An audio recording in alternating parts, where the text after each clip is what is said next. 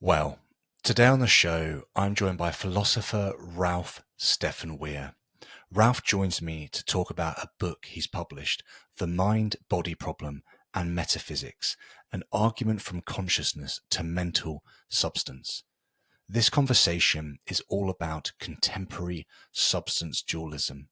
Substance dualism essentially is the claim that there are two separable substances, the physical and the mental, and that these two things interact and interrelate in some way to come about to produce agents who are both conscious and physical, like ourselves.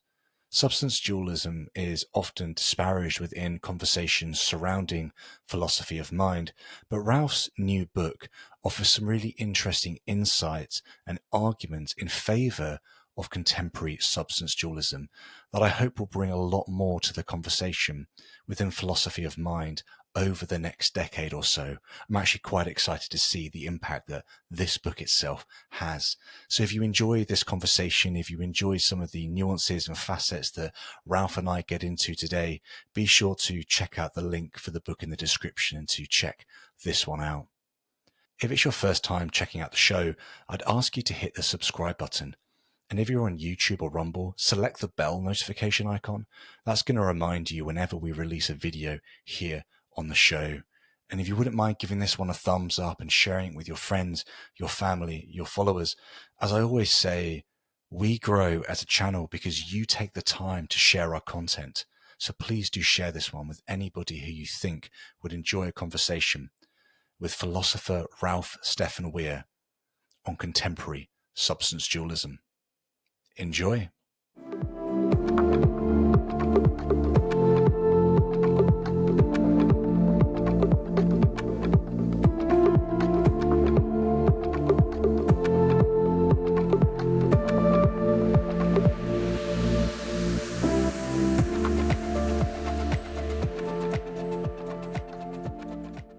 Hello and welcome to the show. My name's Samuel and today I'm joined by Ralph Stefan Weir. Ralph, it's great to have you on the show. Wonderful to be here. You've written a fascinating book, The Mind-Body Problem and Metaphysics, an argument from consciousness to mental substances. I've taken it away, I've read it. It's so well written, just to say straight off the bat. I really enjoyed reading it. The prose were fantastic. We're going to be diving into this book in today's conversation. My kind of aim, just for the listener and viewer, is to introduce them to some of the core kind of themes in this book in the hope that they'll go away and pick it up and read it. We were actually emailing backwards and forwards a little bit before this conversation, Ralph. I think if the listener and viewer wanted to pick up a copy of the book, is it possible for them to do that over on Routledge with a discount code at the moment? Is that correct? Yeah, that's right. There's a discount code AFLY04. It gets you 20% off, and the paperback's just out. So it's for an academic book. It's kind of affordable now. It would be great if people wanted to do that. Maybe we could put it in the video description or something.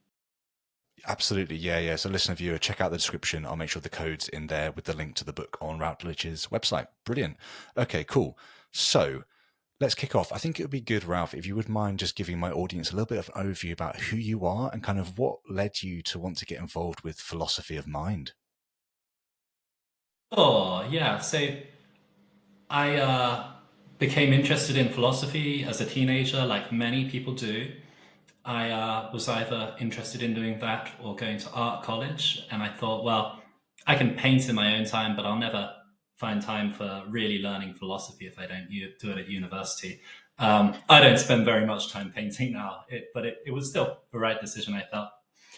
By the time I was done with undergraduate study, I actually felt enthusiastic in a way about philosophy, but kind of disillusioned by some areas of it, or I felt a little bit of cognitive dissonance. And philosophy of mind was actually one of those. I guess the classes I went to mainly presented us with versions of physicalism and kind of Wittgensteinian derived behaviorism. And I felt like these seem to be really leaving something big out.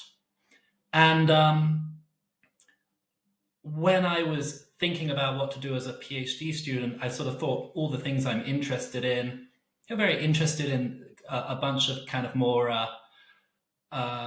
diffuse arts, culture kind of topics. But I thought this philosophy of mind thing is something really core analytical philosophy that I could write about and be seriously interested in. And as I started to think about it, I realized this is actually at the very center of many debates in modern philosophy, and not only in philosophy, contemporary debates about culture, religion, science, AI, of course, now. So, yeah, I guess I had a host of different reasons for becoming interested in it. That's really cool. And I guess when people kind of realize that a philosopher is a dualist, especially kind of online, um, they're going to begin to kind of ask the question, well, are they just a dualist for kind of religious reasons? Are there any sort of extra motives behind the scenes that are kind of trying to creep in here? I just thought it'd be interesting to just ask you outright, Ralph, is it what is it that's led you to kind of view substance dualism as something that is worth pursuing? Are there any religious motifs, or is it just purely from the academic perspective? I certainly didn't come to it from any religious motive. I was interested generally in big ideas, in fundamental questions about human nature, about reality.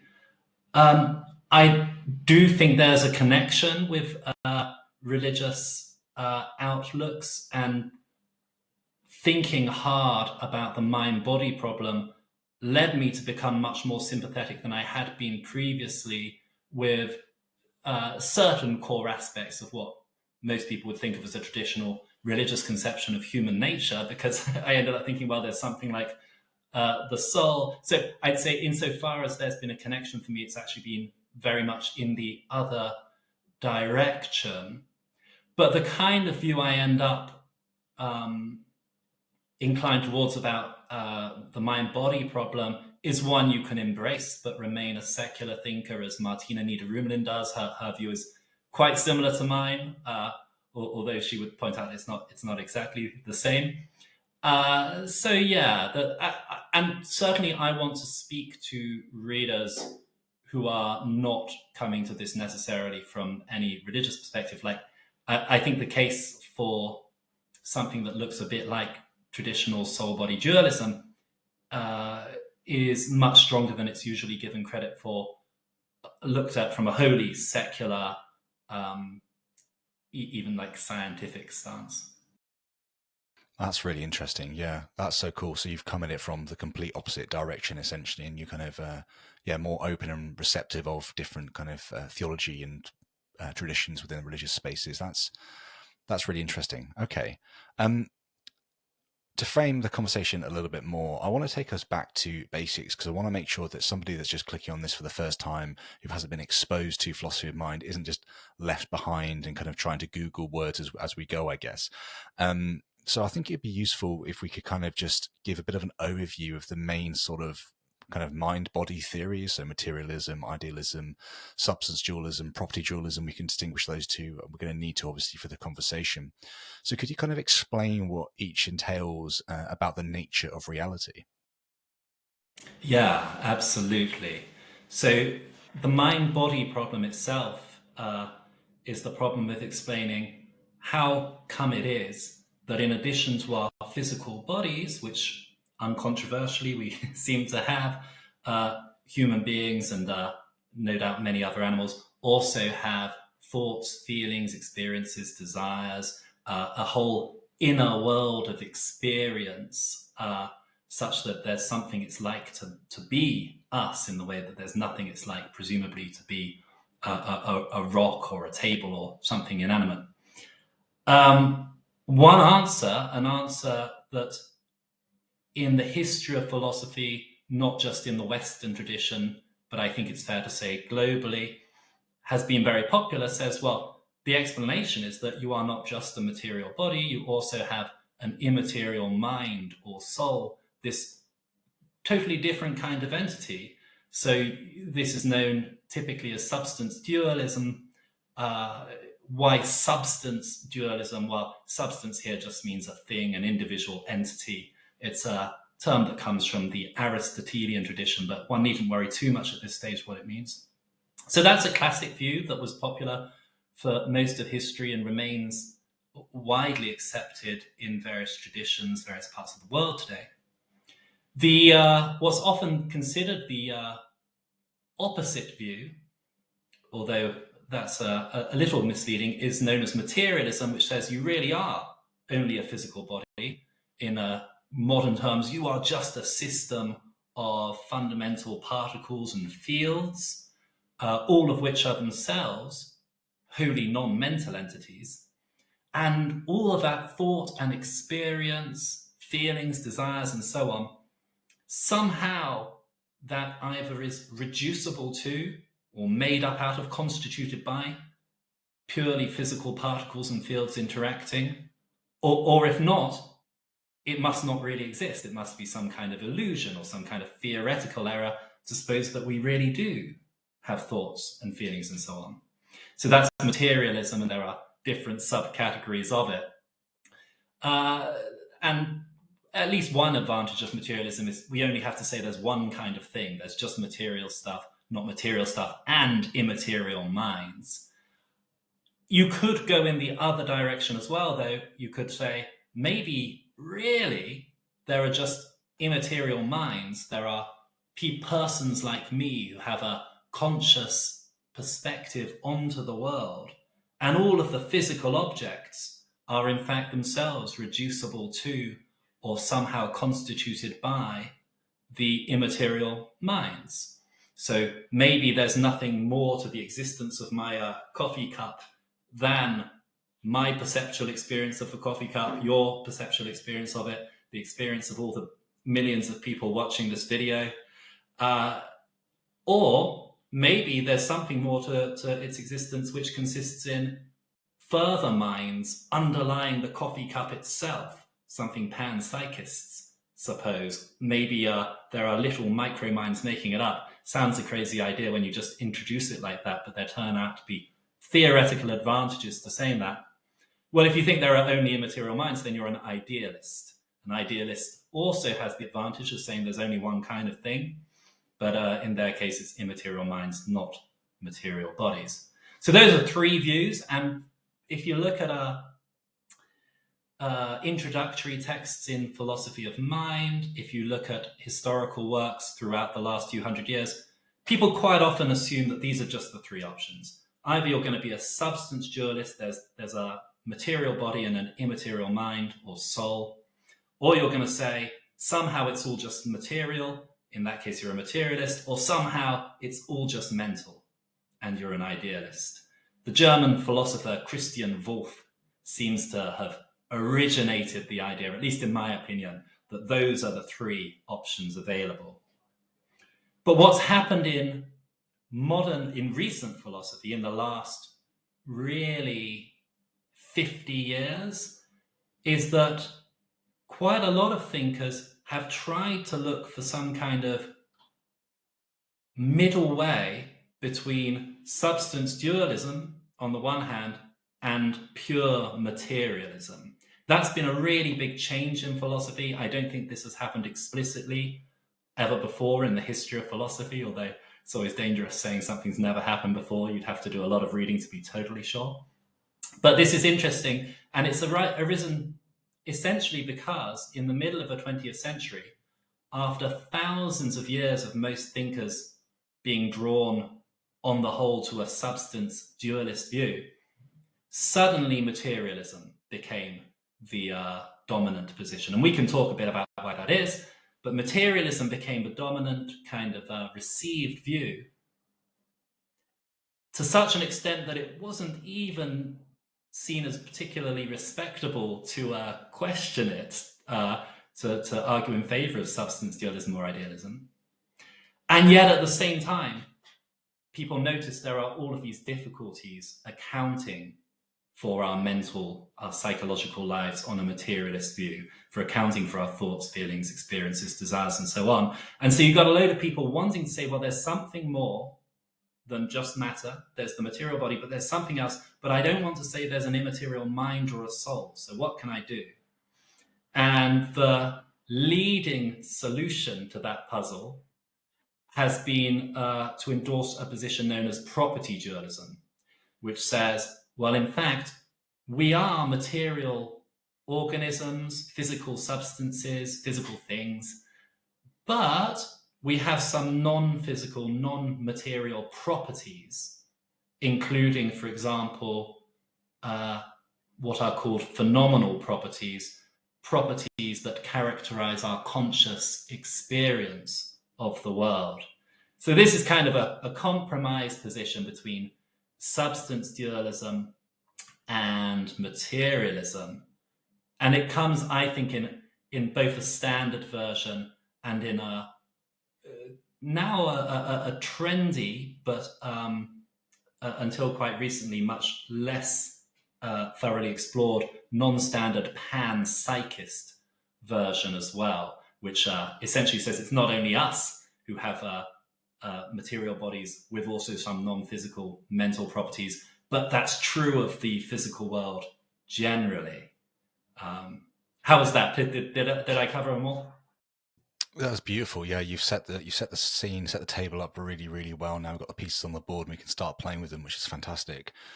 I think in kind of the 21st century, you know, we're in 2024 right now, or the end of 2024.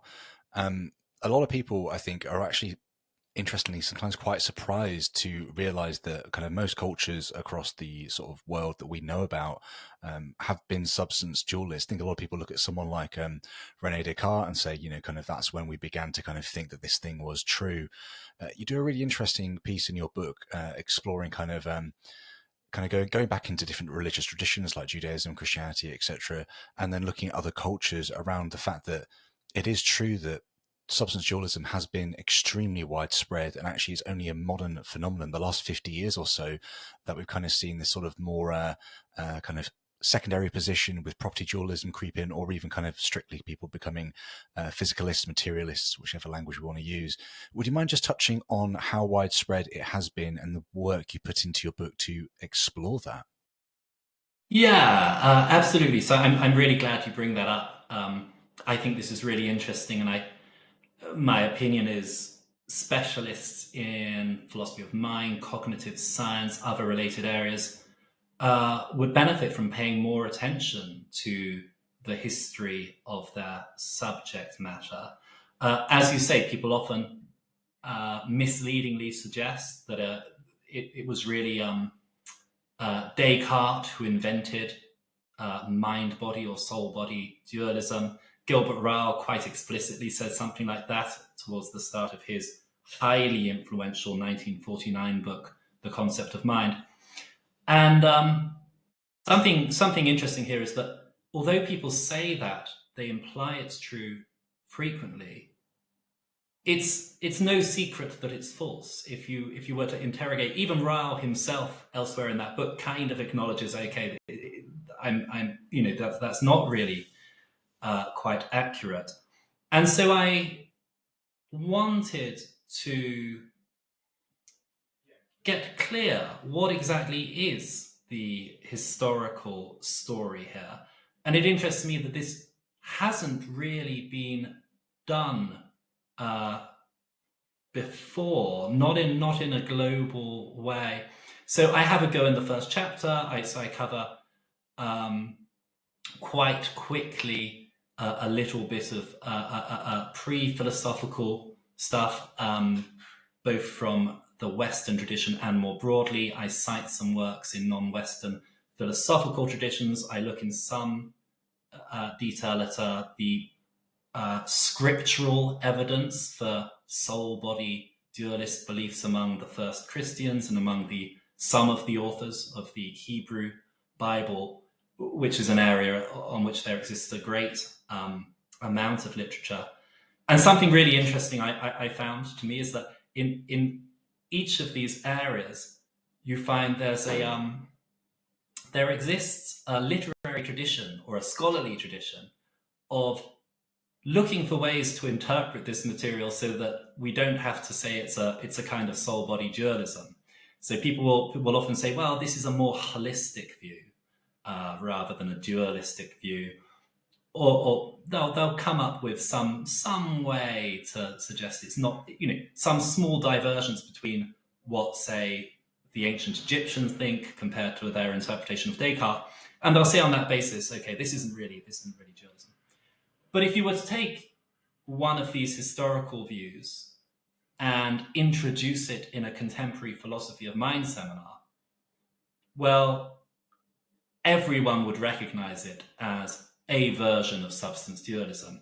The predominant historical views that I discussed there all involve the idea that in addition to our physical bodies, we have a psychological something, and that these are sufficiently independent that when the body deteriorates at death, the psychological entity, the soul or mind, can survive, can continue to exist in principle. So this seems to be something actually really quite fundamental to how humans intuitively think about our nature. That's something that's been recognized by some empirical psychologists, and I think increasingly it is being recognized in scholarship more broadly. I just want to add here that that first chapter where I cover this, it's very quick. I am at the moment trying to write a book essentially on this topic. So there doesn't really exist a historical account of the idea of the immaterial mind or soul that's philosophically informed and goes beyond, the narrow Western philosophical tradition, Plato, Descartes, etc. So I think that book really needs to exist. I've started writing it. Who knows when I'll finish, but I'm hoping it'll be really good. That is really exciting. As soon as you've got like a pre-draft or whatever, please send it my way. I will be all over that. That's really Absolutely. cool. Yeah. So I guess I want to spend just a little bit more time on this, and then we can push on into some more kind of philosophy. So I want to take a bit of a sort of a step into sort of history and theology. If we look at the Old Testament, there's a kind of a really famous story of basically Saul going to a witch to call on the sort of spirit of Samuel to get advice for what's going on. He gets condemned for doing that. And then you kind of see this idea of sort of Sheol and souls kind of progressing throughout the sort of Hebrew Bible, and then moving into the New Testament. You kind of see this sort of this desire to talk and make sure it's being really, really clear that we're both physical and spiritual beings. And I kind of feel like they were obviously writing at the time against Gnosticism, this idea that kind of there is this sort of knowledge, or there's this sort of spiritual realm that is way more important than the physical. The physical is almost kind of rubbish and useless, and we should be chasing and seeking this spiritual extra thing. So I kind of feel like sometimes the New Testament authors are writing in a way to make it clear that no, it's both physical and spiritual or soul. And that kind of gives a little bit of wiggle room for New Testament scholars of certain stripes to begin to try and play down this notion of soul. And you kind of mentioned N.T. Wright. I'm a big N.T. Wright fan. My degree's in theology. I love a lot of his work, but you're absolutely right. He consistently kind of plays down this idea of a sort of kind of classic divide between the physical and the soul, and kind of tries to spin it in a different way that kind of aligns it nicely with the New Testament, and also kind of pushes back against Gnosticism or other sort of heresies that the New Testament was trying to fight against.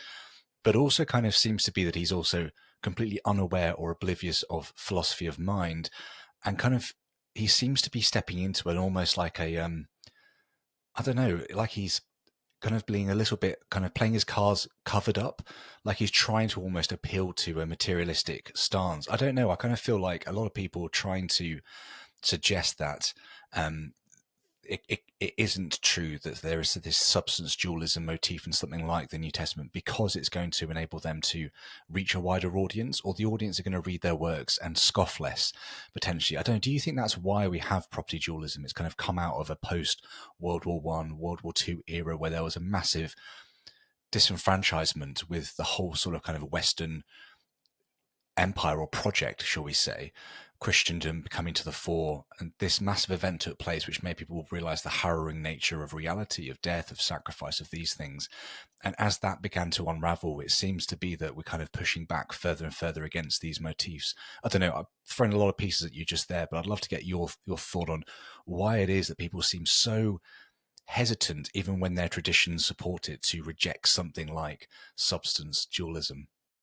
Yeah, that's you touched on at least two, I think, somewhat distinct things there that I'll try and comment on. The first is New Testament scholars, Christian theologians, who are like that. That's one cohort that if you're a substance dualist, you might expect would be on your side, but they're the most vocal among them in the English language literature today. I think this is also true of German theology to a significant degree.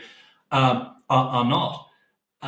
They tend to defend either Christian materialism or as N.T. Wright does, just really de-emphasize any apparent mind-body or soul-body dualism.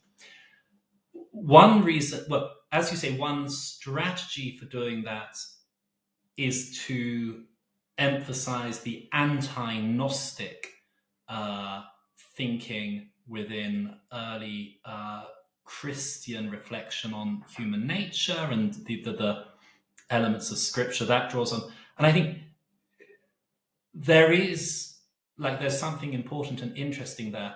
I want to say something like this is the case. There exists a very, very old outlook on reality according to which the material world and embodiment is essentially a misfortune that one wants to escape from. This is something that I think probably in the written record goes back to early Indian philosophical and religious traditions. So you get, the we're stuck in samsara. There's the cycle of reincarnation, and the goal is to escape that cycle and attain moksha, where you're not going to get reincarnated again. You get another version of that idea in Buddhism, and you get the same idea in, probably in the Orphics and Pythagoreans, so far as we can tell, and certainly in Plato. That doesn't seem to be a coincidence. There's good reason to think that the Orphic, Pythagorean, and Platonic traditions are influenced ultimately by the somewhat earlier Indian tradition, probably via Jain merchants who would be traveling sort of through Persia towards Greek-speaking Eurasia. And therefore, like early Jewish and Christian thinkers wanted to oppose, like they definitely do oppose a tradition which not only draws a distinction between the body and the immaterial mind or soul, but strongly condemns one of these as bad and affirms the other as good, and identifies the goal we should be seeking towards as escape from the body, which is a kind of prison. Now, I think it's totally legitimate and interesting to emphasize that big difference between early Jewish and Christian thought and the pre-existing Platonic and Dharmic traditions.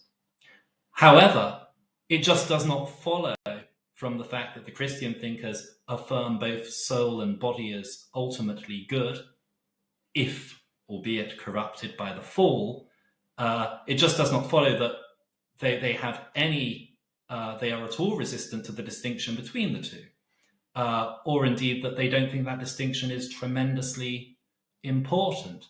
And in fact, the early Christian theologians, the church fathers, with almost no exception, certainly do embrace that distinction, think it's important, and there's very clear evidence for an affirmation of that distinction among intertestamental Jews, the Pharisees, Hellenized Jews, certainly not necessarily the Sadducees, and in the New Testament, and in some books of the Old Testament, which I think doesn't see this as, it's not central, the body-soul distinction, to the theology of the Old Testament in the way it becomes by, I think, the New Testament, early Christianity. But that, theological importance is a different matter to just what the understanding of human nature is metaphysically, irrespective of what is of spiritual importance.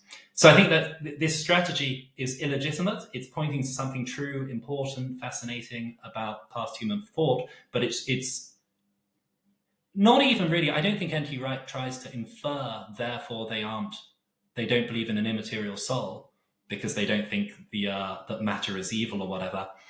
But I do think he and other scholars sometimes obfuscate the difference between these positions in order to play down the importance of the immaterial soul, as you suggested.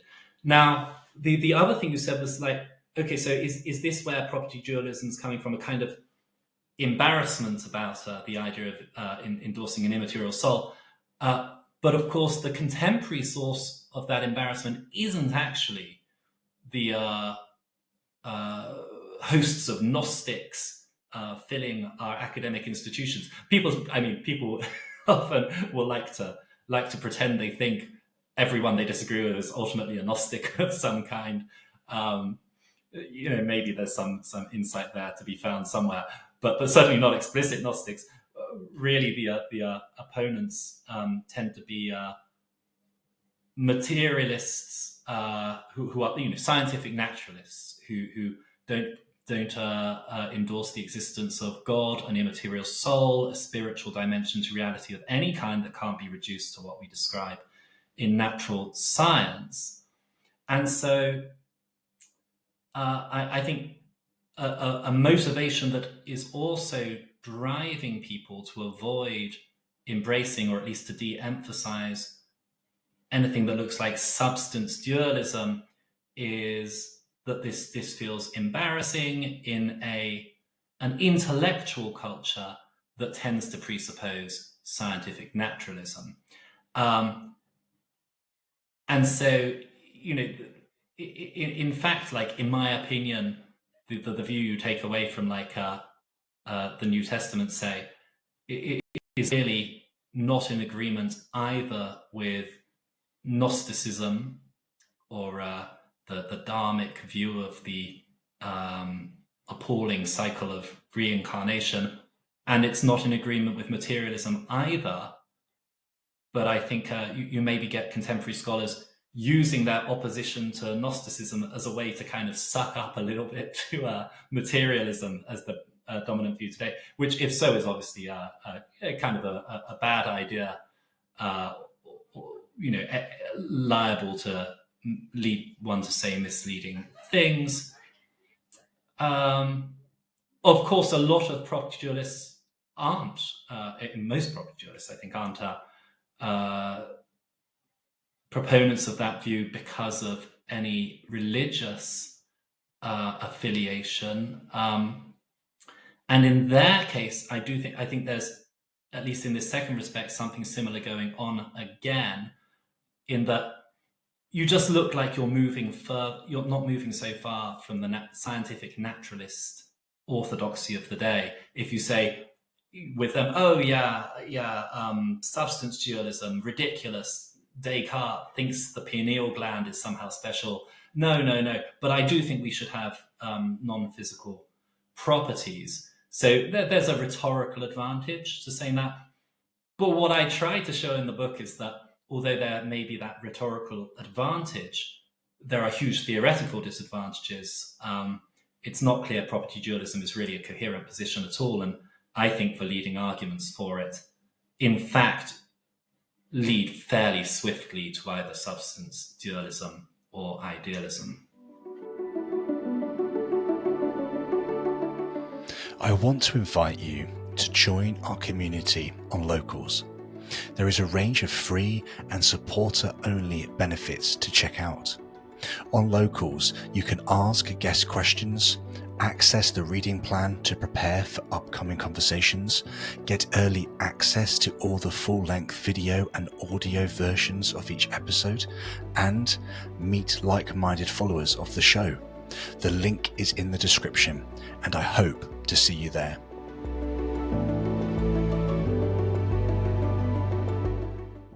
That's so interesting. I mean, I kind of wonder whether the sort of dominance of STEM, science, technology, engineering, mathematics, in the last 50 years is a very physicalist, kind of quantifiable, they all are, like, framework, and sort of the way that it gets utilized and how broad, I mean, how successful it's been is going to obviously impact people as well. There are kind of two ways we can take the conversation now. The first way is we can dive straight into kind of the differences between property dualism and substance dualism, and kind of work through these sort of kind of the components of your book there. But it might be interesting just to stay on physicalism a little bit longer and kind of chat through kind of why you think it fails, like why that option gets taken off the board for you. So if you wouldn't mind just diving into a little bit of kind of, what your primary criticisms are that you believe have at least weakened the physicalist stance point. Sure. I mean, one thing, just even before coming on to why I'm very sure physicalism is false, is just a comment on its rise to predominance, which I find kind of fascinating and mysterious. So you just said, presumably it's partly to do with the success of STEM and the centrality of STEM in sort of contemporary intellectual culture. I think that's definitely a part of the story. But the shift whereby essentially it's after the Second World War, physicalism, the idea that we are somehow just systems of fundamental particles and fields, which are themselves entirely non-mental entities, the shift by which that becomes the received opinion that you presuppose and that you don't really have to argue for, it's pretty sudden, and it does not seem to me to be driven by a discovery, a novel argument, a novel item of evidence. On the contrary, in fact, you see the shift come first, and it's only a few decades later that proponents of physicalism, at least in philosophy departments, settle to some degree on why we all believe this. That doesn't necessarily, that's what people sometimes call what like a critical genealogy of physicalism. This is not a view, I think, that has become prominent, or it's not become the majority opinion as the result of a successful argument or a persuasive new item of evidence. That doesn't mean it's not true that there aren't good arguments for it, but it should lead us to look on it with suspicion, because it does mean that it would be as popular as it is anyway, even if there were no good argument for it. We can go into that a little more. I mean, now, within a couple of decades after physicalism becoming the standard view, people started settling on the idea that the physical world, as described in physics textbooks, is causally complete, in the sense that every physical effect is brought about by a chain of sufficient physical causes that just go back into the past. And so there is, as it were, no additional work to be done in the physical world by anything immaterial, if that's true. So if there were an immaterial mind or soul, it would be, as people put it, epiphenomenal. It would be this extra element in reality that doesn't act on the world. And yet we all think, or most people think, that our psychological lives have physical effects. My desire to reach for the coffee cup leads me to reach for it, and so on. And so it looks like my psychological life must therefore somehow be part of the material world. That's why people accept this view now, or at least that's usually given as the reason. And one part of my one reason why I am not at all inclined to embrace physicalism, or not really troubled by the question, is that it seems to me that is an argument that is based on a very strong empirical assumption about the nature of the physical world, that physical effects are brought about by chains of sufficient causes, that leave no room for anything else to make a difference. An assumption that I think people are often drawn to affirm, but for which we do not have good evidence at all. So this is not a new idea. The ancient materialists before Socrates appear to have been saying this as well, that all physical effects are brought out, in fact, for them, as for some modern physicalists, by wholly deterministic chains of causes, which would mean there was no difference that an immaterial soul can make. It's something that Pierre-Simon Laplace famously endorsed a couple hundred years ago. And it's something that underlies arguments for physicalism today. But if you actually, look, well, okay, are we able to give a description of a complex physical system like an organism, the kind of system where a dualist thinks there might be something extra there, and show that actually its behavior all follows from purely physical forces operating in accordance with physical laws? No, we can't do anything close to that. We are absolutely nowhere near to that now. I mean, we haven't even got so far as mapping the connectome of the brain of a mouse at the moment. There's a huge amount going on in human beings, which we haven't even investigated at the level of static structure, let alone being able to model the dynamics in enough detail to find out, okay, is this conjecture that was there apparently in Democritus, it's there in Laplace, and it's there in these arguments today, is it actually empirically supported? So if we did have that evidence, if we did find, oh, actually, look, you can model the dynamics of the nervous system and you can predict what an animate being is going to do on the basis of physical laws, I think that would really constrain what theory of mind we can accept. It wouldn't rule out all non-materialist theories, but it would rule out those that are most intuitively attractive, I think. So, maybe we'll get there. I'm very confident we aren't going to. I think it's an interesting case. This is an empirical claim, and I think this is further evidence that materialism exists as a kind of cultural movement. Usually, we don't allow thinkers to just come up with a strong empirical claim and affirm it without citing, the experimental data rigorously, showing how we derive this, how we rule out alternatives, right? But in the case of arguing for physicalism, we lose all interest in scientific rigor. And we just okay, we're going to have to presuppose this massive empirical claim in order to prove physicalism. Let's accept it. So that's one side of the story, but that's like the negative side. Why arguments for physicalism, the leading arguments, seem to me, I would almost say embarrassingly bad. I really think it's not properly acknowledged how poor this argument is. The other side, though, why would you want to say there's anything more than physical particles and fields, than fundamentally non-mental stuff in complex arrangements? And there, I'm actually inclined to say that there exist multiple pretty good reasons for finding physicalism implausible, for thinking there must be more. But in the book, I focus just on what is in the contemporary literature the leading reason, which is the existence of consciousness.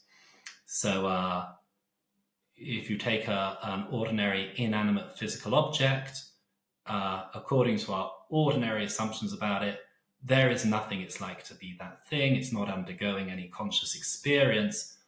Its nature is exhausted by those third personally observable properties that we investigate from the outside, that we can, with some precision, capture by physical models, and that's it. In the case of human beings, there is a prime, and other sentient, anything that's conscious, there is a prima facie case for thinking there's something extra, because we can be pretty confident that we undergo conscious experiences. In addition, or it is true that I have a load of properties that can be investigated from the outside, just like a physical object, an inanimate object, or a more complex mechanism, properties that can be then modeled physically and so on. But it is also true that I have characteristics that I'm aware of from the inside, this visual field, these auditory experiences, the sensations in my limbs, the inner monologue of thought, the forming of intentions, anxiety about decisions, all of this other stuff that is going on in my conscious awareness. And there appears to be no logical connection between the two, any more than there's a logical connection between, the existence of one physical object and the existence of another physical object. We seem to be able to make sense of one of these being present without the other being present. I think it's probably, to a significant degree, that basic epistemological situation, that we know there is this thing that we do not think of as physical intuitively. We think of it as an inner experiential world or whatever. I think that probably explains why most societies at most times and places historically have exhibited the idea of an immaterial mind or soul. It makes sense to us to think of someone's psychological life continuing without their body for this reason. And, well, a few attempts have been made to turn that prima facie case into a rigorous argument against physicalism. That becomes really complicated. I personally think, to put the argument really rigorously, you do have to appeal to what David Chalmers and others call two-dimensional semantics. It gets really complex, but the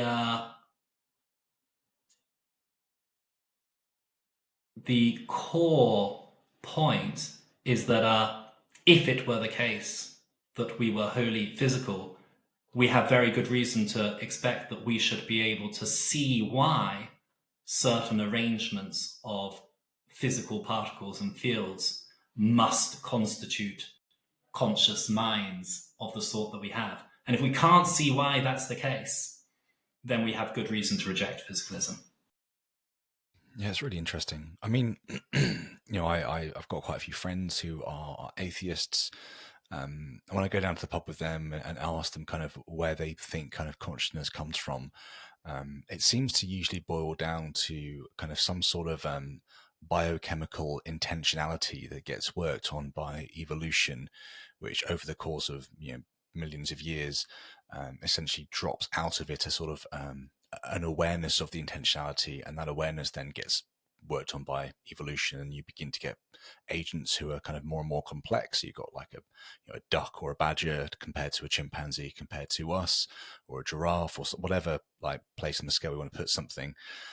And it kind of seems to get rooted in this idea that kind of it just drops out eventually because it has to drop out because we have it, rather than there being a way to explain where it actually comes from on a physicalist stance. I just don't think it's going to be possible to answer this question scientifically. You mentioned you all know Harari and his second book, Homo Deus, in your book, these people are very confident that in the next X years, 5, 10, 15, 20 years, whatever, the Neuralink from Elon Musk is going to solve it all. We'll all be kind of wired up. We'll know how we work, why we work, whatever.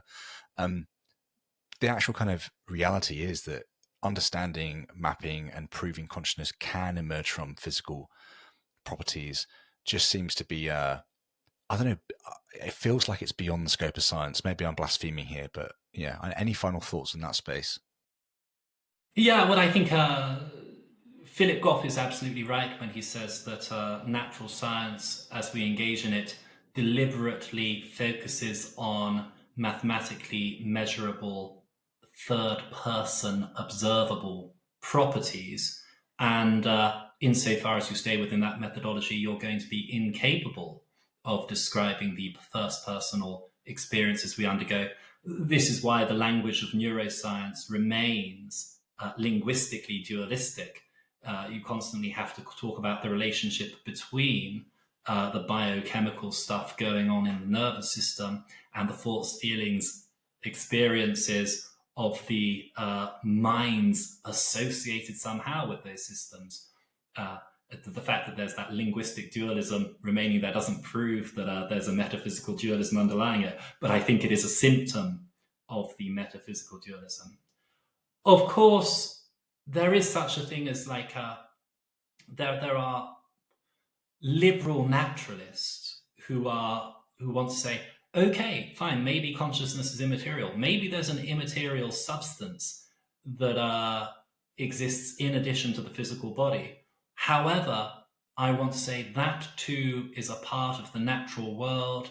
It comes into existence somehow as a result of the gestation of the individual organism, and it has traits that emerge over the evolution of the species and so on. And it doesn't point to anything more. There's just another element in nature, rather distinctive element, but there it is. I think when people sort of say it has to have come out of evolution, I'm not worried about why. I can see it must have done so. Sometimes they are conflating the idea that it has to have come out in a purely physical process and the idea that it has to have come out somehow, but perhaps in a way that involves something not physical. If by physical we mean, just arrangements of fundamentally non-mental particles and fields.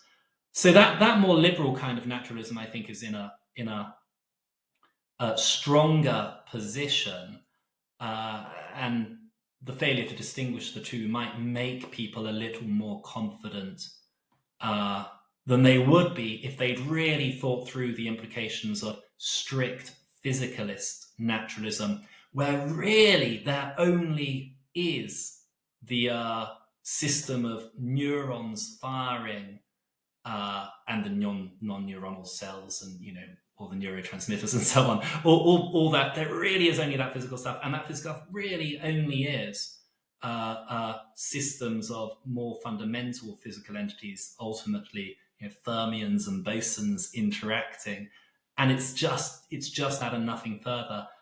Sometimes people will use the word complexity like a magic wand, as if that's going to explain it all, but I think nothing's really complex once you've understood it.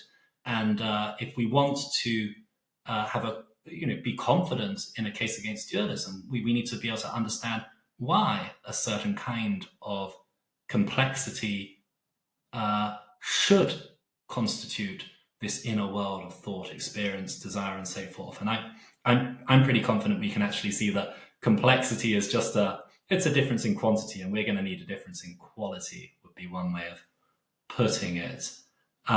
My own opinion actually is that that liberal naturalism probably isn't going to work.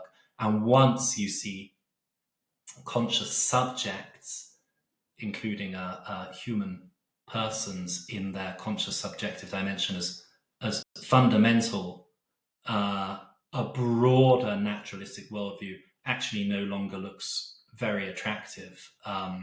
It starts to look inelegant, implausible, and something more broadly non-naturalistic, so fundamentally teleological or otherwise just simply theistic is going to start looking much more plausible.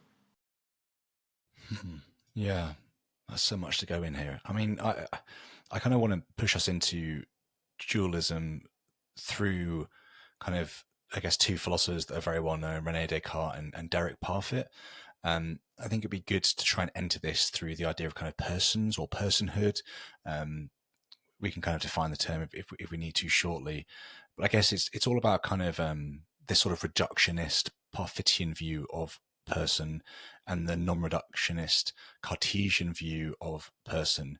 So using these two to kind of build in this sort of kind of battle, I guess, then we can kind of jump into sort of dualism and distinguish that space as well. Kind of Parfit in Reasons and Persons kind of compares humans to a nation, which is a consistently changing thing. England today is not the same as England was 40 years ago, or during World War II, or during the Roman invasion, or whatever it is we want to say. Like, England has consistently changed over time, and it wasn't England at one point, and it was something else entirely different as well. I've got a relative. She's going to be in her, I think she's 90 in like 2 weeks' time. It's crazy. She's got vascular dementia, so she's not been the person I remember from when I was a little lad for 6 to 7 years now. She's been somebody else. Her identity, her sort of person has changed quite drastically. So as I was reading Reasons and Persons, this kind of really resonated with me quite a lot. There's this idea that kind of personhood flux, essentially, like a nation. So I guess the question I would like to kind of get around is this sort of psychological continuity, and whether that needs to be what is true in order for something like substance dualism to win out, or a Cartesian view to win out over a sort of kind of reductionist sort of Parfitian view. So the question really is, kind of, given the ever-changing nature of personhood, do you think Parfit was right to try and build a framework on this sort of evidential ground that sort of individuals change much like nations change? He uses examples like the teletransporter to bolster his sort of reductionist viewpoints. I'd love to get your take on that entire space. Absolutely, yeah. It's something that interests me a great deal. One thing that I think hampers discussions about the metaphysics of mind, or the metaphysics of human persons, is people lump together logically independent views. And I've ended up writing a whole load of stuff about what it means for something to be a substance, kind of as a result of this, trying to get clear. So when I say I think you can't actually coherently be a property dualist, you have to be a substance dualist, what I mean is it's not going to be enough to posit some non-physical properties that somehow belong to the body or brain or nervous system. One is going to have to posit something that is separable from the body, that has its own independent existence. And in the more technical parts of the book, I go into detail about why I think that is. Now, the separability of the non-physical entity is entirely neutral on the question of whether, in the case of an individual person, their mind persists over time in a way that is more fundamental than the mere chains of causation and similarity that exist when, for example, a nation persists over time.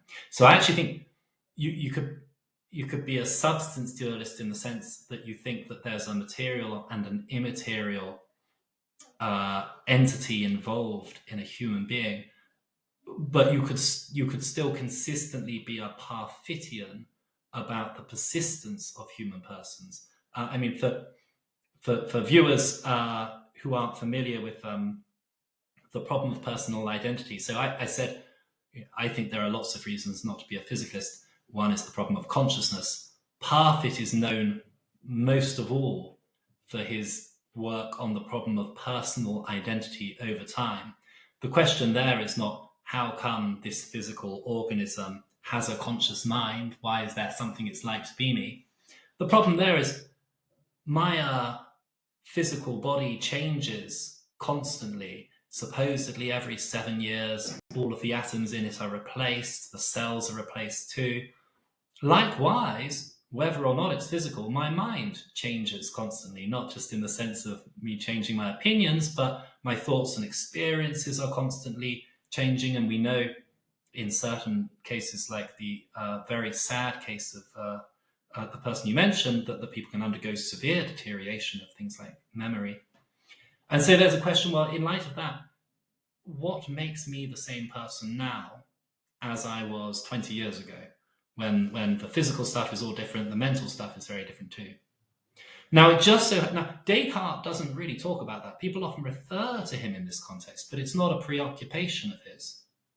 However, it just does so happen that if you think there is such a thing as an immaterial mind or soul, it is open to you to say that simple non-composite entity to which the changing mental properties belong might just persist in and of itself in the way that we might imagine a simple particle persisting, right? We don't think the body can do that because its parts are constantly undergoing change. There's a constant turnover of parts. So those people who want to say, actually, I really do think I fundamentally persist over time.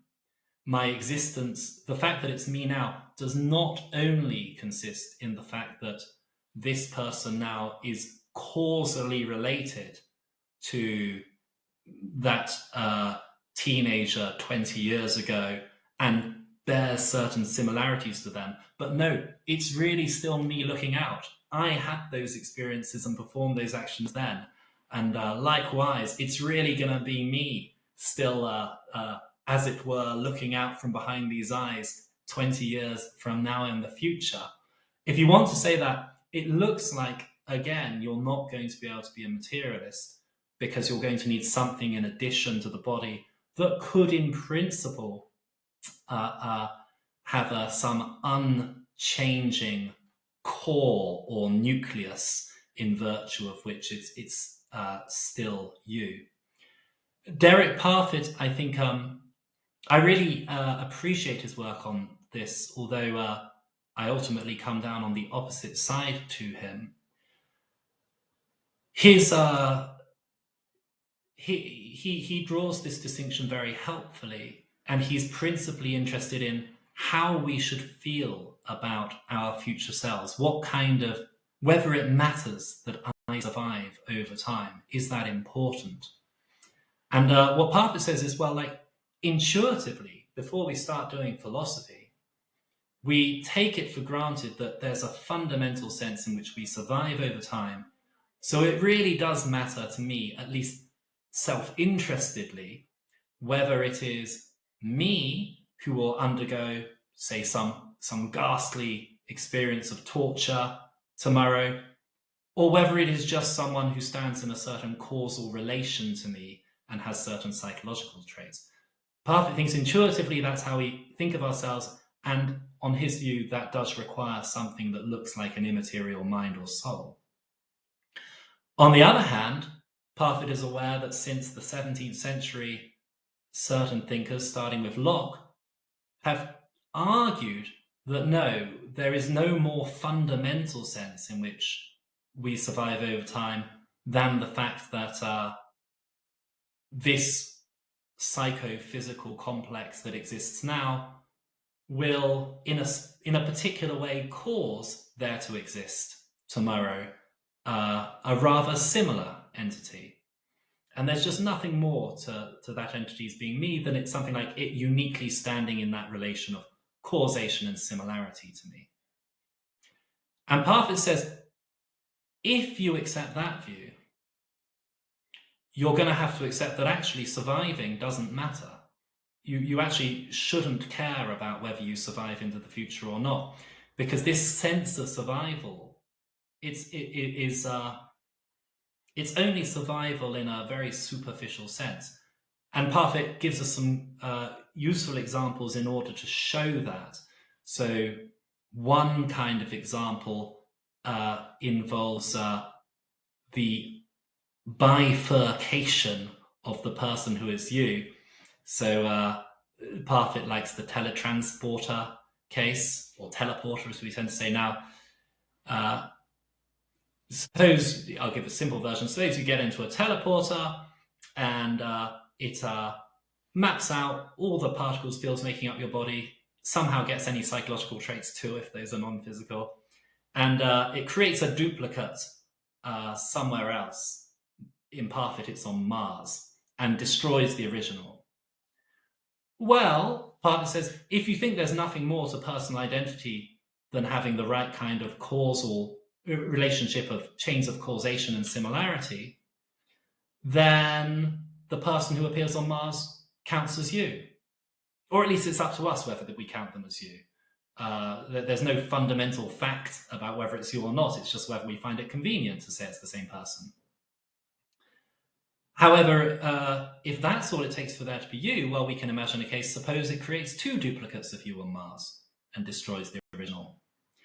Well, now clearly neither of them can be counted as you, because they're not identical to one another, so they can't both be you. That would break the law of the transitivity of identity, which says if A is identical to B, B is identical to C, A must be identical to C. But they each have the same claim to be you.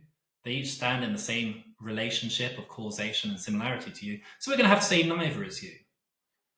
But what makes neither you? Well, nothing fundamental.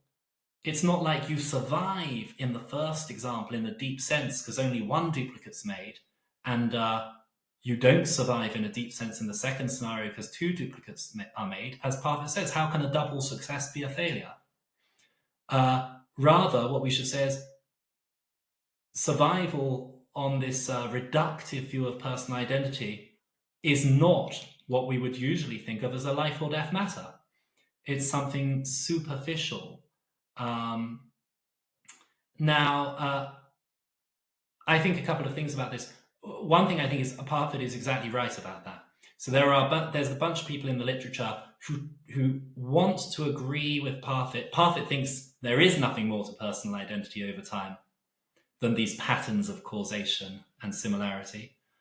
And that's basically, he believes that essentially because he doesn't think there's an immaterial mind or soul.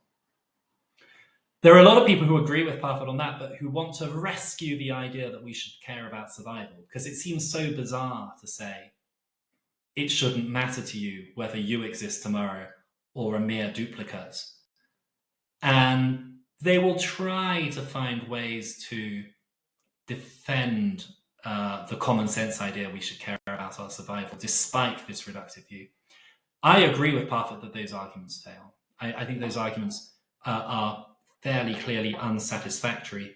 They often, the classic maneuver is to say, well, look, we started out caring about survival.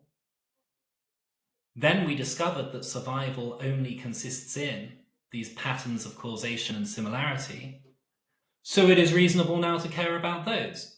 Just as if, I think it's Ernst Sosa who gives this example, just as if you cared about squares, or was it cubes maybe? I forget. You cared about cubes, and then you discover a cube just is a six-sided square-faced solid. Well, now you should care about six-sided square-faced solids. That looks okay at first. That looks kind of plausible. However, the problem is six-sided square-faced solid is like an analysis of a cube that preserves what we originally took this thing to be. It's not a revisionary theory of the nature of the cube.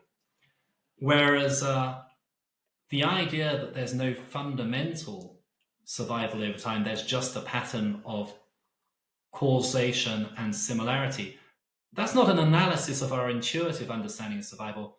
That's a replacement, a revisionary theory. That's a theory that substitutes something rather different.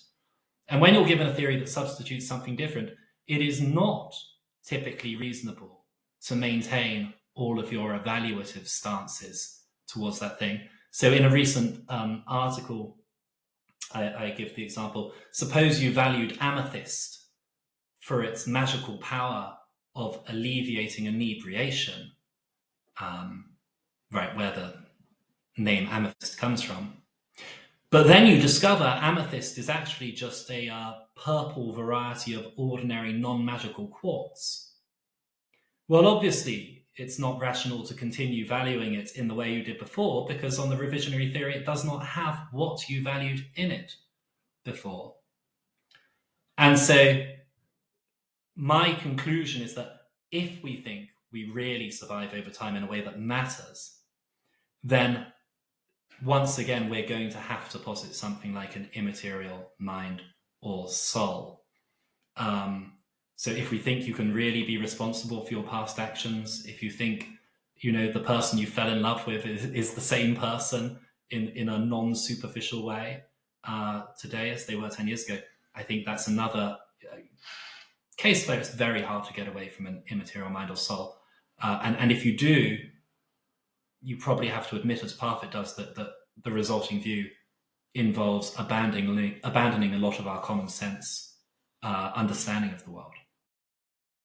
Let's bolt in now the sort of kind of other side of this, or the sort of kind of more I view it more interesting, but it's also less easy to explain, I think, which is just simply the reality. And I mean, Parfit talks about this within Reasons and Persons as well, that, if we were to take an individual, and many individuals have had this due to epilepsy or whatever it is, where they're having different kind of seizures across their brain, and somebody comes in and they cut the corpus callosum. In some individuals, it appears for a little while that there's almost like there's two cells that rise to the surface. There's a few famous stories of this, an individual trying to pick out a dress and then with their right hand and their left hand trying to make them put it back, or people writing certain things that are religious and then in the other way speaking and saying things that are atheistic, and kind of almost these like conflating or different views of the world that seem to be arising from the same person. I guess the question is, the sort of thought really is around this kind of idea that kind of on a non-reductionist or a Cartesian or a substance dualist view, do you think it's tricky to explain cases like this?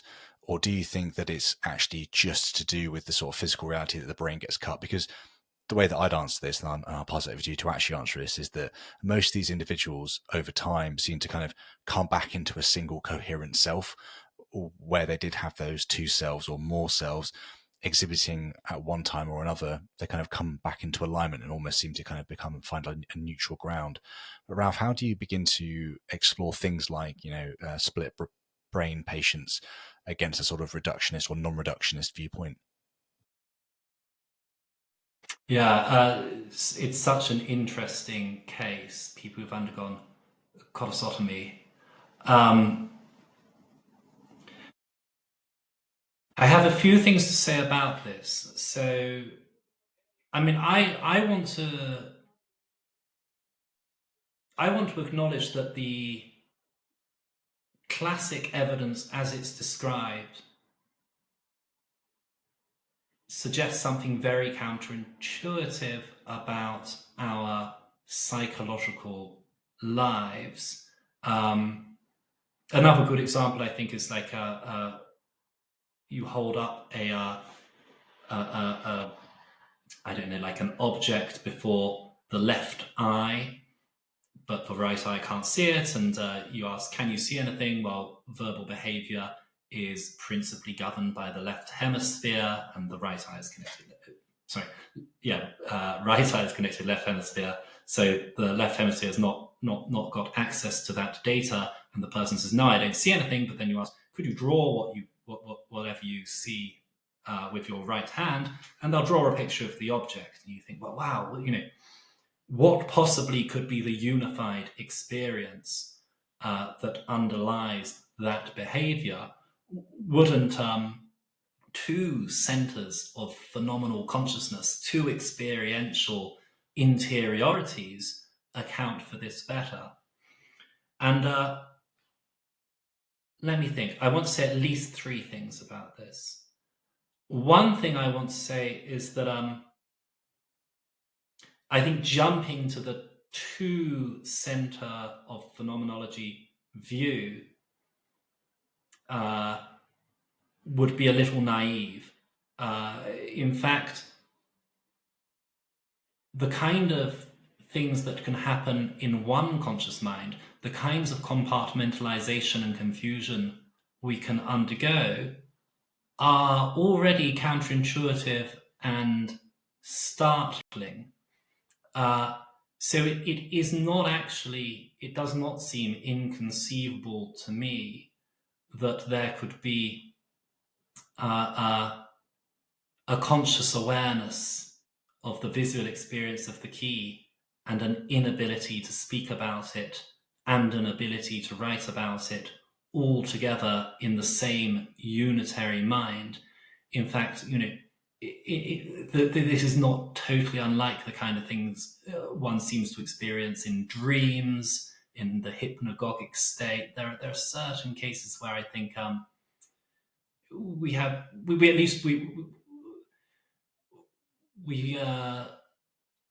I think the authors often jump to this view without ruling out the alternatives. Secondly, I want to say, like, if it were the case, suppose we decided actually, all things considered, we have to accept that there are these two minds, these two centers of consciousness in these scenarios, totally bizarre though that would seem. And I should add, like, even if the data in this particular case points overall to that, bringing in wider data evidence arguments might swing things the other way. So it needs to be quite a strong case. Suppose we do conclude that, I just don't think it answers the question of what the identity of a subjective experience over time consists in. Now we have a plethora of possibilities. So one possibility is that the original subject, one possibility is the Parfitian view, that there is no fundamental survival. A second possibility is that the original subject survives and a new subject comes into existence, perhaps a kind of a less complex subject of a sort that panpsychists and pan-protopsychists sometimes talk about, like a subject of with a less distinct, less vivid conscious awareness. Maybe that happens, or maybe just two equally vividly conscious subjects exist, and one is the original. Another option is that the original does not survive and two new centers of conscious experience come into existence, but that still can survive over time. Now, I think one might think, like, well, if that happens, like, how bizarre and how tragic, that this person actually ceases to exist and no one can tell. How awful. But I'm not sure that's a good that's not obviously a good reason to rule out the possibility. Sadly, tragic, awful things happen all the time, especially in cases of neurological damage. So I feel like it's really interesting, as you say. I don't think the case for the two minds view is as strong as is usually, or is sometimes implied. Neither do I think the two minds view actually gives us an answer, actually bears very strongly on the other metaphysical debates. I think it's fairly independent of them. The third and final thing I want to say, and I speak under correction here because this is something I mean to look into, to do some research on, but I haven't yet, is that my understanding is that colossotomy was a fairly rare intervention that is no longer used. I'm not sure if it's used at all now. I don't believe it's used even as frequently as it was, which wasn't much. Now, the replication crisis in the sciences, including empirical psychology, has led to the overturning of a lot of historical empirical data. In many cases, you see a pattern where one particularly exciting interpretation has been emphasized, or indeed the data has been massaged to make it look like it supports it better than it really does. All sorts of things like this have happened. For that reason, I feel like, just from what I know about it, we might, in addition, and I don't say this because I don't want this evidence to exist, like I think we just have to follow the evidence where it goes, as no doubt the Socratic sessions would endorse. But part of the evidence we have is that this historical empirical evidence might not bear up under scrutiny to the degree that we would like. And so I kind of feel like, I don't know. My plan is I'm going to offer myself for a colossotomy and find out from the inside, and then I'll write a book and tell people what it's like. I'm not sure. Like, even when you look at the evidence we have recorded, I think to myself, like, well, I would want to ask this question, or I would want to, press back in this way, and I wonder what would have happened if you'd waited another few minutes and said, "Are you quite sure you don't see?" All of these other things that could be done, and a professional empirical researcher would be able to think of countless ingenious ways in which to challenge the original results by further investigation, even if they are accurately reported. So I think we're in an unfortunate position epistemically here in multiple ways. We don't have new experimental ongoing data, and we don't have any way of differentiating between different empirically adequate metaphysical theories of what's going on the inside. If you're watching this, then I just wanted to let you know that you can access the same content in audio-only form by subscribing via Apple Podcasts, Spotify, and Audible. In fact, you can search for the Socratic Sessions in your favourite podcast app, and whilst you're there, please leave a 5-star review. It helps others to discover these conversations. All links are in the description, and thank you. Yeah. I mean, there's so much more that could be said in this. I think for the sake of time, it would be good to push on. I think it would be good here to, we kind of spoken a little bit about kind of how the sort of midway point is how we got property dualism. But I think it'd be really helpful to define kind of what substances are within substance dualism. So would you mind kind of distinguishing between substances and properties, maybe, just to make sure it's really, really clear? Absolutely, yeah. So I say in the second chapter of the book that one really peculiar thing about the last 40 years or so, whatever it's been, of philosophy of mind is that we have seen the rise of physicalism, the dominance of physicalism, challenged by a wave of arguments for dualism, and the proponents of those arguments have been quick to clarify that they are not embracing substance dualism like Descartes or Plato. They are only positing property dualism. They are only saying we must recognize that there are non-physical properties. But two things are lacking, at least in the influential defenses of property dualism. One is an explanation of what the difference is between substances and properties. And the other is an argument for preferring property dualism over substance dualism. And I think that's an interesting phenomenon that a real consensus emerged. I have a whole list of quotations somewhere in chapter 2 of people saying, "Oh yeah, everyone knows now substance dualism's being thrown onto the trash heap of history, but property dualism is a respectable view. Maybe it'll turn out to be true." It's really weird that received view should emerge when it's not been clarified what the difference is between these views or why we should prefer one to the other. So part of my project ended up being to decide, well, what does substance mean here? What does property mean here? Like, people do clearly have an inchoate idea of the difference between these positions. They're just not being precise about it, perhaps because it doesn't really matter. The property dualists are focused on opposing physicalism, not on defending themselves against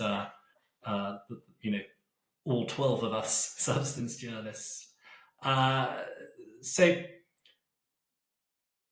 the answer,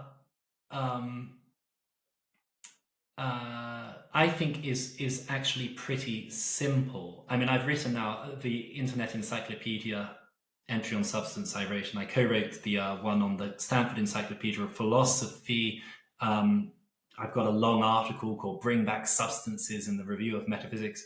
If you're interested in like the details of the history and arguments, as I am, I'd love it if people read this read this stuff. But actually, I think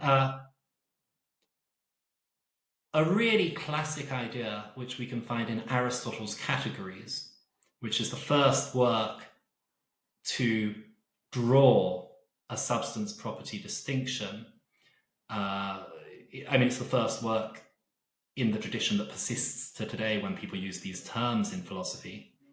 A central idea there is that substances are separable entities. They can exist by themselves, whereas properties belong to substances in such a way that they're not separable from them.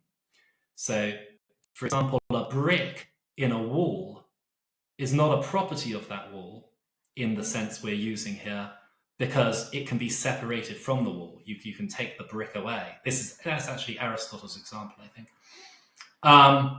By contrast, the shape of the wall, taken as a whole, that's a property because you can't separate the shape from the thing it's the shape of. You can't take away the shape and have it exist by itself, at least as a concrete spatio-temporal entity. Maybe there's such a thing as the Platonic form of that shape. Aristotle thinks there's no Platonic form of it either. There's only the shape in the wall itself. But even if there's a Platonic form, the empirically observable shape we encounter in the spatio-temporal world, that is a property because it's not separable. So that's a really old idea about the substance property distinction. It's by no means all Aristotle has to say about it, but it's a highly influential thing Aristotle says, because that work, like he says it on page 2 of, I mean, it was a scroll when he wrote it, so it wasn't page 2, but of the standard editions of the Categories, which ended up being, from at least late antiquity to the 17th century, typically the first work read by anyone in the post-Roman world in Europe, North Africa, the Middle East, who started studying philosophy, which was the standard way to begin a higher level of studies of any kind throughout that whole era, really. So this was like a really central idea that people just kind of had imbibed in their education. There were other ideas floating around about what substances are, what properties are, and Aristotle actually, although he's very explicit that properties can't exist separately from substances, he doesn't actually say a substance is something that can exist separately. That's only implied. But then Descartes, in the Meditations, in the Principles of Philosophy, in a few other places, he defines substances, and he quite explicitly says substances are things that are capable of existing by themselves, that exist independently, whereas properties are not. He sees that as the core difference. At least on my reading, and I defend that reading at length. Now, I think, like, insofar as we're interested in the difference between substance dualism and property dualism, that's the crucial difference. The crucial thing is most thinkers throughout the whole of history who have been dualists, the overwhelming majority until very recently, have not just been dualists, but they've been substance dualists in the sense that they think not only is there this immaterial, non-physical aspect to dimension of our existence, component of us, they think it is in principle independent from the material, such that it could exist separately from the material. So this becomes apparent usually in the fact that they think that the soul can survive without the body after bodily death.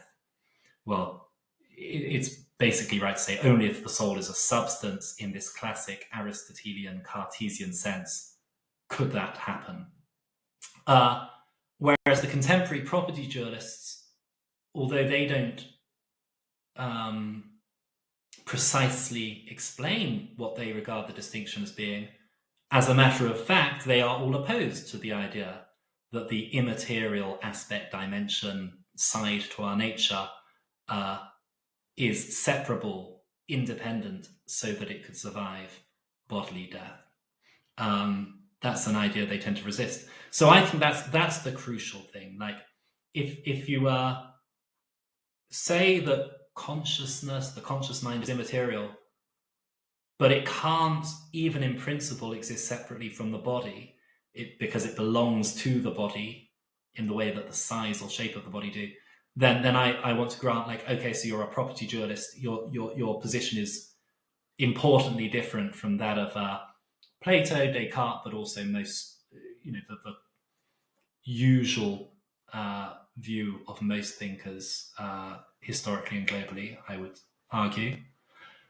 If, on the other hand, you say the conscious mind is immaterial and it could, in principle, exist independently, whether or not you think that ever actually happens, then I want to say you should give up the term property dualism. Clearly, you're positing something that is unambiguously an immaterial substance in the relevant sense for this debate. Yeah, and in the book itself, you talk about this is the independence definition of substances, which is really, really helpful, and it kind of gives it a nice title that kind of helps people kind of get that in their mind as well. Independence definition of substances. You kind of go on then as well to talk about the compresence argument, and how this highlights challenges for property dualism and strengthens the case for substance dualism. I'm aware that we've kind of touched on a few little areas of it, but would you mind kind of just pulling that into a neat bow for us and presenting that? Well, so I introduced three arguments for thinking that if you're going to be a dualist, you have to be a substance dualist. Now you mentioned one of them, the compresence argument. That's not the main argument, although it's related to the main argument. So maybe I'll just mention these in quick succession and say what my core case is for thinking that. Sure, yeah. I mean, I was going to get to the parity argument, so yeah, you just smash it. Okay. So the compresence argument is more of an intuitive argument than a rigorous, dialectically powerful case that I think my opponents can't resist. But it simply observes that not all properties can be compresent with other properties. Now, what does compresent mean here? Well, two properties are compresent when they belong to the same thing, belong to the same substance. And there are two ways properties can be compresent. They might merely belong to different parts of the same substance, in which case they're only compresent in a kind of derivative way because those parts happen to be joined together. So in the book, I talk about like the shape of the head of a rose and the color of the stem. Those are compresents in a permissive, loose way. Or they can be compresent in the sense that they belong to the same thing, and not merely by belonging to different parts of it, in the way that the shape of the head of a flower and the color of the head both belong to the very same thing. They're both there. Now, not all properties can be compresent. So the shape of a rose head can be compresent with the color red, but the color green cannot be compresent with the color red. Most people think, and I think they're right, that to understand what it is for something to be green and something to be red, you need to be able to see that it can't, that red and green can't be strictly compresent. Nothing can be red all over and green all over, or red and green in the same place at the same time. And so I think when property dualists have suggested, well, these are non-physical mental properties, by which they have in mind like the properties of your conscious experience, such as I don't know, the ache of the pain in your tooth, or the luminosity of the colors in your visual field, all of those what get called phenomenal properties. When they say those properties belong to physical bearer, your brain or your body, they're being a bit fast there. They're assuming these properties can be compresent, and it's not obvious that that's the case. Now, I put forward an argument for thinking that actually phenomenal properties and physical properties can't be strictly compresent. I think the argument is essentially quite intuitive. Like, think of those experiential states, and then think of a physical entity, a nervous system or any other, as physicalists understand it, right? As something that is simply a system of non-mental particles and fields bouncing around. And ask yourself, how could the one of these belong to the other? How could it be compresent with the properties of the other, so that you have something not only with the shape, size, the internal mechanical properties, the locomotion of the particles and something, and so on, of the physical object, but also with that experiential, phenomenological world of characteristics? Well, I suggest this doesn't make any sense. We can imagine them being sort of in the same place, in some sense of the same place. That's about as close as we can do. Well, if it's true that physical and phenomenal properties can't be strictly compresent, then it follows they can only belong to distinct substances.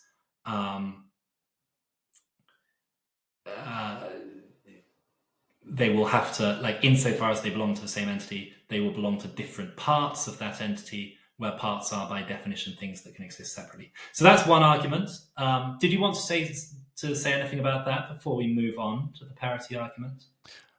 No, I think that's really interesting. The only thing, the only thing I'll throw out there is Josh Rasmussen, in a book called "Who Are You Really?" Explores this argument really, really nicely. So I'll have a link in the description to that. But no, Ralph, please continue on.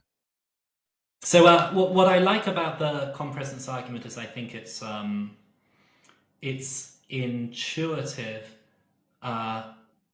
It captures what first puzzled me when I started to think, well, hang on, what would it mean for these non-physical phenomenal properties to be properties of a brain or a nervous system or whatever? However, the main argument I put forward, I call the parity argument, which tries to show not only is there something weird, something counterintuitive about property dualism, which you avoid if you just have substance dualism, but also actually if you accept the normal motivations for property dualism, you just have to embrace substance dualism.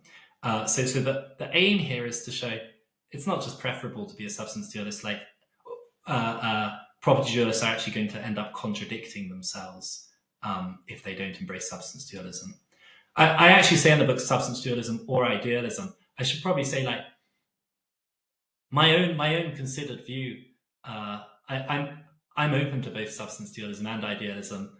My preferred view that I haven't developed in enough detail yet it's a version of a view that could be thought as kind of equidistant between those two.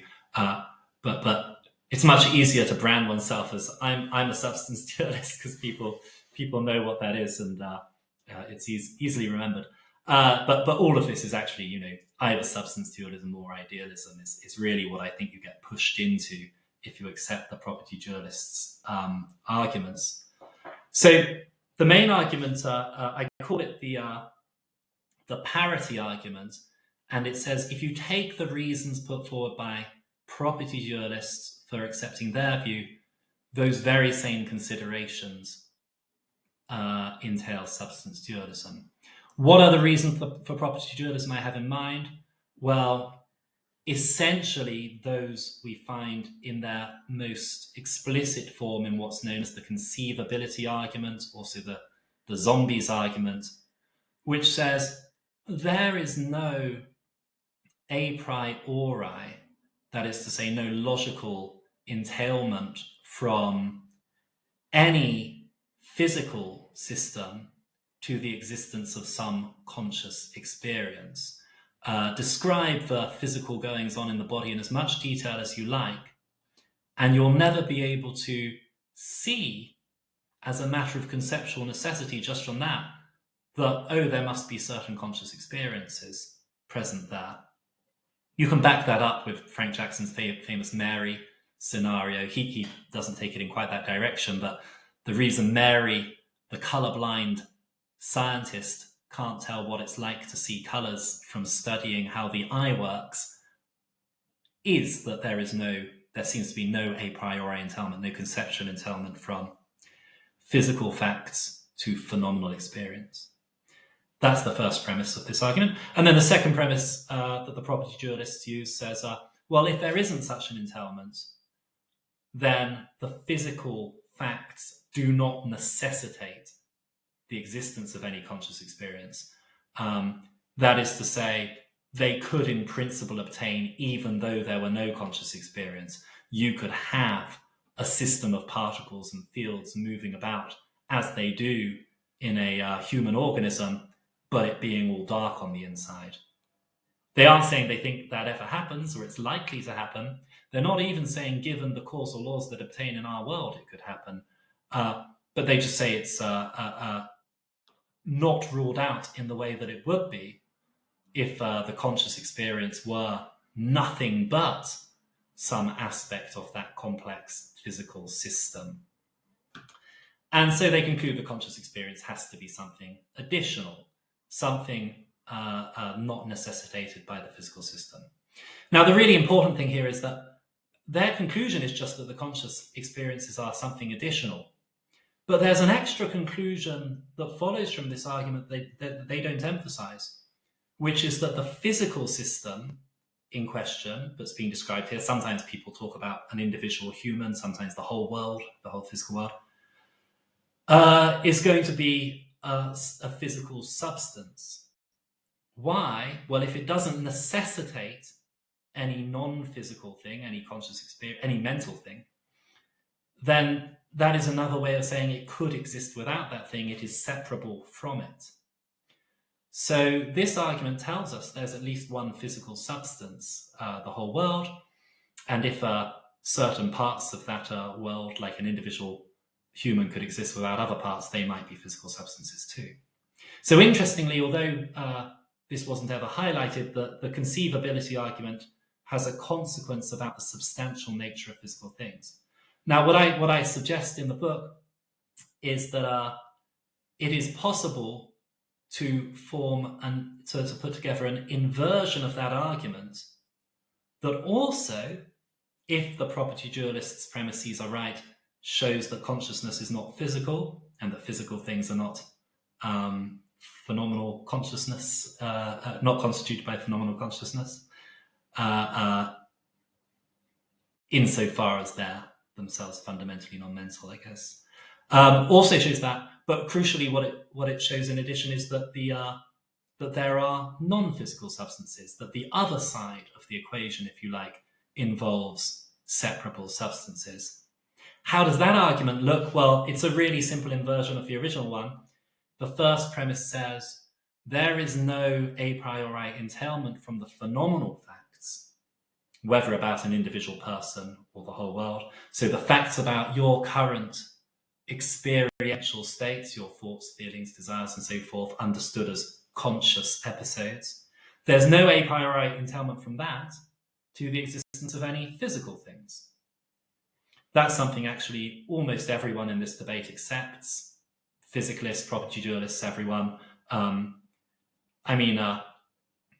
We know like there's no conceptual entailment from your current conscious experience to the existence of your nervous system.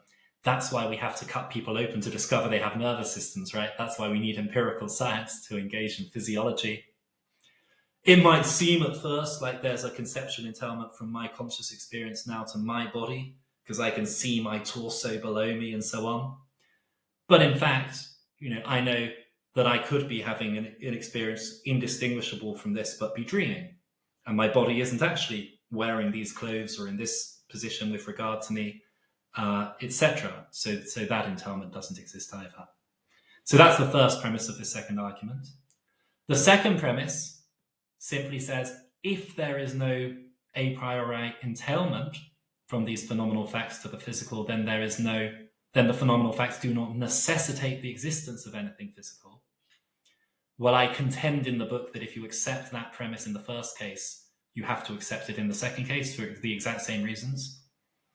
And the conclusion is, well, therefore, there is at least one mental and non-physical substance that has to exist, that is constituted by your current experience now. That is separable from anything physical. So there's the argument the property dualists give. I say we can have an inversion of that argument that works exactly the same way, except instead of having the side effect there are material substances, this one has the side effect that there are non-material mental substances. And what I call in the book the parity argument just says if you accept the first of these, as property dualists do, then by parity of reasoning, if you're being consistent, even-handed, you have to accept the second. And then I discuss some ways in which the property dualist might try to resist. But one thing I think is interesting here is that I would contend, once this has been put forward, it seems pretty obvious that this is the natural stance to take. Maybe one could try to find a way out of it. But it looks pretty natural to say that if you accept one argument, you accept the other. So if you're going to be a property dualist, you should be a substance dualist. And given that that's the case, it seems to me substance dualism really does deserve, in the current dialectical situation, to return to its former position as the standard kind of dualism, whereas it's the property dualists who need to explain why their position isn't either inconsistent or even incoherent. Yeah, and you lay it out so beautifully in the book itself. I just want to encourage people to go pick this up and check it out to dive further in. I mean, I'm aware we're pushing up against time, but one of the last two questions I really want to ask you was kind of, over the last couple of years since you've been writing the book and sharing it with people, and then obviously this has gone live, how has the philosophical community responded to the parity argument, to this work? Like, what's been your has there been loads of pushback? Has there been loads of great conversations or agreement? Like, how's the landscape been on this? There have been some great conversations. So I was lucky to get to present an early version of this, simply as it applies to Philip Goff's version of panpsychism, saying he has to be either an idealist or a substance dualist, given his arguments, even if of a panpsychist variety. I got to put forward a version of the argument in a special edition of the Journal of Consciousness Studies. So Goff replied in that, and I replied to his reply in the book. I think he's a really sharp and rigorous thinker who simultaneously has a brilliant metaphysical imagination. My old supervisor, Stephen Priest, used to say, these things are very rarely combined in a philosopher, and you really need them both. So it's been great to engage with him on this. I had a really great reply by email from Howard Robinson that I think was perhaps the best challenge to the parity argument I've seen, although funnily Robinson is himself, in fact, a idealist. And I've had some very gratifying engagement from people who are not specialists in philosophy of mind, but interested in this stuff from a non-specialist standpoint. And I very strongly believe in philosophy as a discipline that should, as far as possible, not be confined to technical academic discussions. It's kind of value, in my judgment, more or less only to the degree that it can be discussed by non-specialists in such a way that it bears on the kind of thing that you might really care about without having had a highly specialized philosophical education. So that's been really good. It's early days, like the book. I mean, it was first available, I guess, a year and 4 months ago. And I think that the pace of academic publishing is such that anyone who read it after it came out and wanted to write something in response to it would be hard pressed to have gotten something written and past peer reviewers yet. So I don't yet know if anyone is doing that. I really hope that people take it seriously, engage with it, especially physicalists and property dualists, including many panpsychists. I think that those specialists who have engaged with it, I've had a really nice response from, saying either they find it persuasive or they see it as a worthy opponent. So that's hugely gratifying. I really hope it gets discussed more in the literature as time goes on. Yeah, well, I mean, I'm kind of from sort of materialist, atheistic circles, although those two things don't have to go together, I'm aware. And it's been really interesting seeing the waves that this book's made and the impact that it's had on sort of kind of popular philosophical discourse, like things like this podcast, the sort of audience that will get this, and then other audiences that are kind of similar sort of ilk. People are saying amazing things about this book. So I just want to say thank you for that, and also for being willing to come on the podcast this evening to chat with me. It's been an absolute pleasure. Before I do let you jump off, where would you want to point people to follow along with you and future projects? Sure. I should say it's been a real pleasure for me, and I'm delighted to have been invited onto this podcast, which I think is a fantastic project, and I always love these kinds of discussions. Where to follow me? Well, I exist on X. Ralph Stefan Weir is my handle. It's just my name, unoriginally. I'm also, I just made a Blue Sky account, right? We're in the middle of what may come to be seen as the great exodus, or as I like to think of it, exit, like Brexit, spelled with an X. So I'm there as well. Those are probably the best places to keep up with what I'm doing. And if you write comments to me or messages on there, I always try to reply to them eventually. I think I have like an academia.edu page as well, where you can find preprints of a lot of my writing. I don't keep it very up to date, but that could be useful as well. Cool. Well, I'll make sure there are links to all of that in the description. It's been weird seeing this exodus from X, or Twitter as I still call it, over to Blue Sky. So I was on Blue Sky, one of the early adopters. My brother was into it. He sent me a link, like a special code to get on it. Been on there for like a year, and there's been maybe 7 months now, and there's been no one. And then in the last 2 weeks, I've got like 50 followers. I'm like, what the hell is going on? Why all of a sudden are these people? Anyway, it's interesting. We'll see how things change. But yeah, Ralph, it's been an absolute pleasure, my friend. Thank you so much. I'm going to have to get you back on when you push further into that other project. I'm excited. I'd love to do that. Thanks so much for having me. Amazing. Cheers.